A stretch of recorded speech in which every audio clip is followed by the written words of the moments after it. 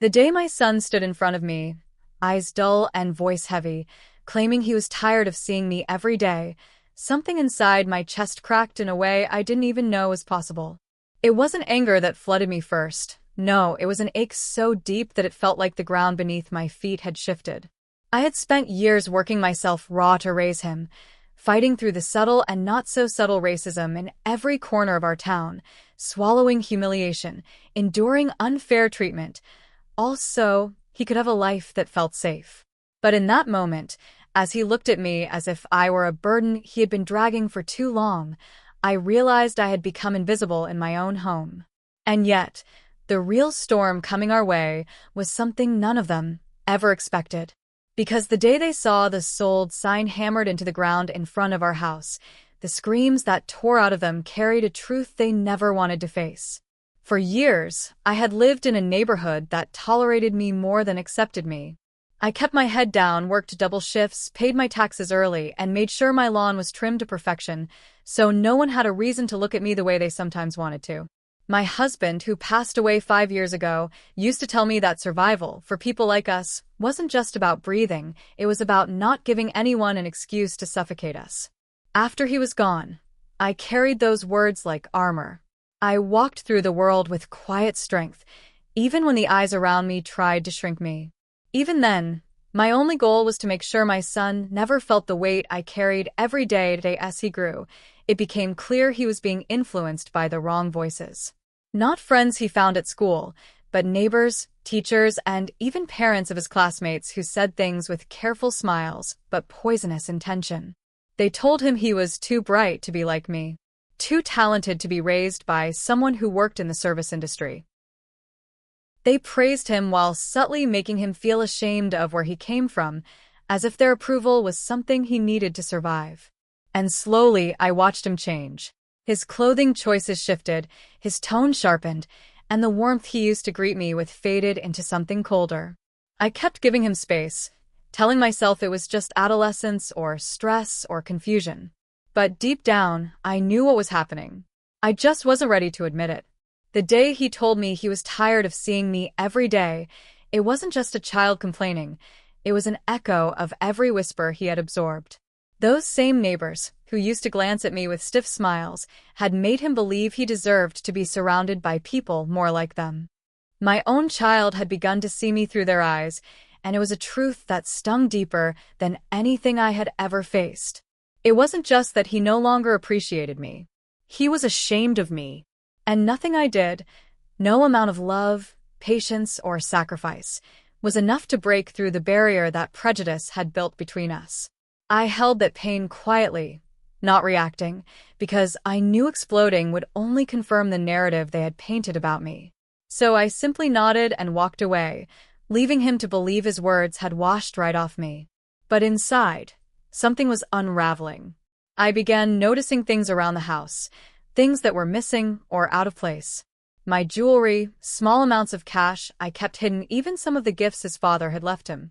At first, I assumed he misplaced them, but soon I learned he had been trading these items away, impressed by promises from kids who lived in larger homes with polished floors and family portraits that looked like magazine spreads.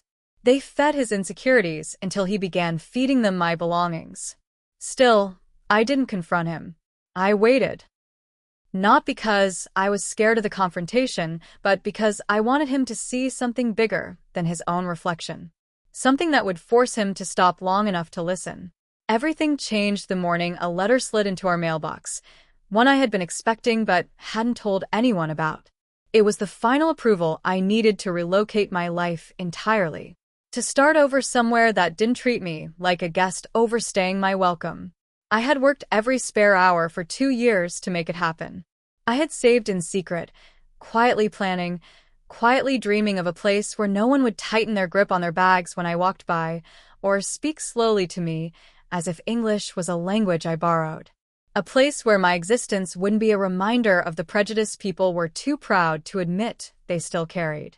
I put the house on the market immediately, not telling my son or anyone around us. I kept my head down and smiled politely, just as they expected. But underneath that calm exterior, I was orchestrating something that would shake every single person who ever looked at me like I didn't belong. The sold sign went up on a Wednesday afternoon. The realtor hammered it into the ground with practice taps while I stood on the porch, arms folded, watching quietly. My son came home moments later, his backpack slung over one shoulder, phone in his hand. He froze when he saw the sign.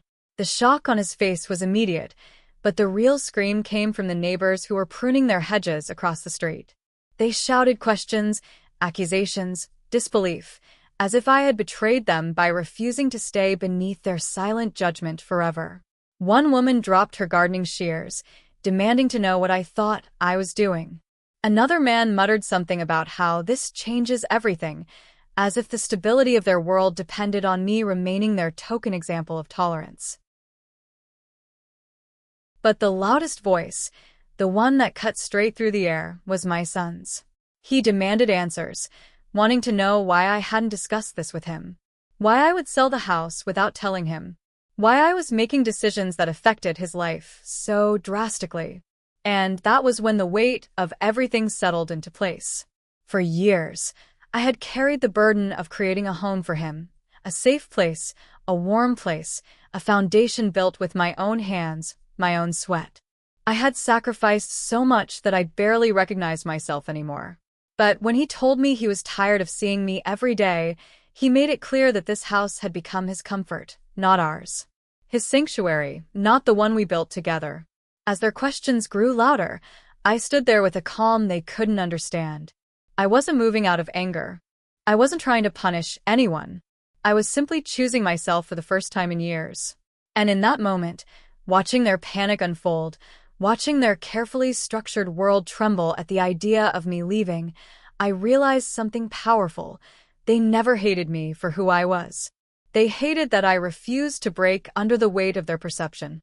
And now that I was leaving, they hated that they no longer had me to define themselves against. My son followed me inside, his voice trembling. Not with anger this time, but with fear. The very same neighbors he had tried so hard to impress were suddenly worried about losing the balance of their community. And he was realizing in real time that the acceptance he thought he had earned wasn't real. It was conditional. It always had been.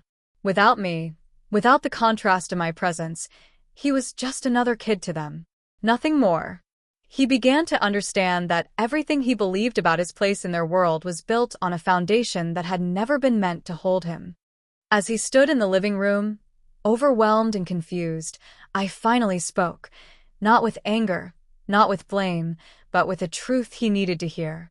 I reminded him of where he came from, of who raised him, protected him, and loved him when the world tried to convince him he wasn't enough.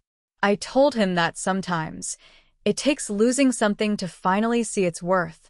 And as quiet tears filled his eyes, I knew he understood. We left that house days later, not in chaos or pain, but with a strange kind of peace. The neighbors watched from their porches, their eyes unsettled, their smiles tight. They were losing the one person who had silently taken on the weight of their prejudice for years.